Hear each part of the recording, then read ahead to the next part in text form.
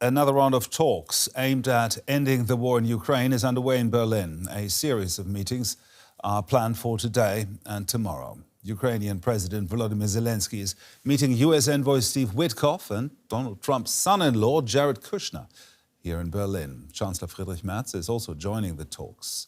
Zelenskyy has reportedly said he's ready to drop Ukraine's NATO membership bid in exchange for what he calls legally binding security guarantees from the West. The Ukrainian leader continues to reject Washington's push for Kyiv to cede territory to Russia. And our political correspondent Paul Jäger is following this story for us. The Ukrainian president and the US envoy Witkoff are meeting right now in Berlin. What can we expect there to come out of this meeting? Yeah, so the last info that we have is that the lights are still on in the Chancellery, and they have been talking for some time now, the US representatives and the Ukrainian side, not the German Chancellor Merz, who welcomed everyone, of course, at the Chancellery, but our information is that he's not part of the talks at the moment. Zelensky's mission, of course, for today is to gather support from the US and to kind of convince them that a ceasefire and that security guarantees is the minimum, or at least the security guarantees are the minimum that Ukraine needs in order to agree to any sort of peace deal. He said, as you said, that he's willing to make compromise, that he's willing to offer to offer more than he has so far, but that he is expecting, of course, that if, for example, the frontline freezes, if the Ukrainians have to redraw their troops, then Russia would have to do the same. So for him today, it's essential to get the US on board. Now, Paul, we should mention, just ahead of the discussion, that German Chancellor Merz struck a notably cautious tone about cooperation with the US. Here's what the German Chancellor had to say.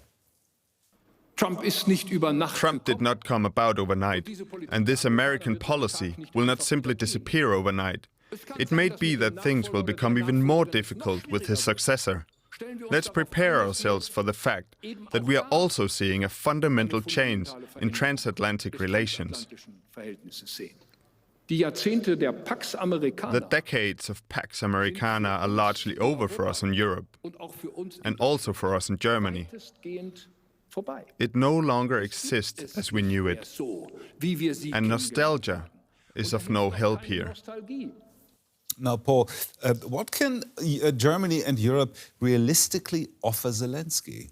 I mean, first of all, support, of course. They want to demonstrate unity on the one side, but they also want to demonstrate that Ukraine is not alone at the negotiating table. They want to make sure that President Zelenskyy has support. That's why tomorrow several European heads of state, as well as NATO figures and important EU figures, are expected in Berlin. We're expecting double digits, a very big gathering, so at least there's a huge symbolic value, and they hope that after today and tomorrow there may be a new proposed deal or something like this. So there's a strong sign that Europe wants to be at the negotiation table. But of course, above these meetings today and tomorrow, there's always this looming thought that, of course, everything that they talk about or decide on will have to go to the Russian side. Yeah, and an advisor to Vladimir Putin already said today before these meetings that Russia expects hardly anything good from the Europeans and the Ukrainians. So,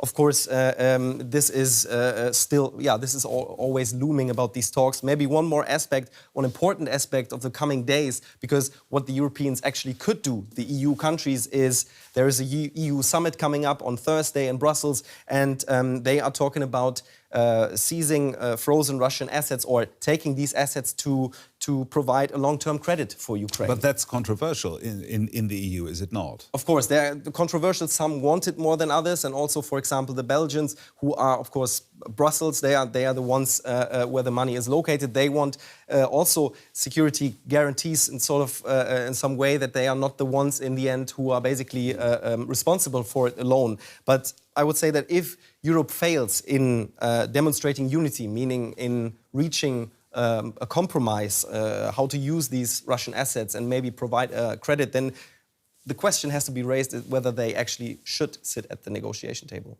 Our political correspondent Paul Jäger, thank you very much, Paul.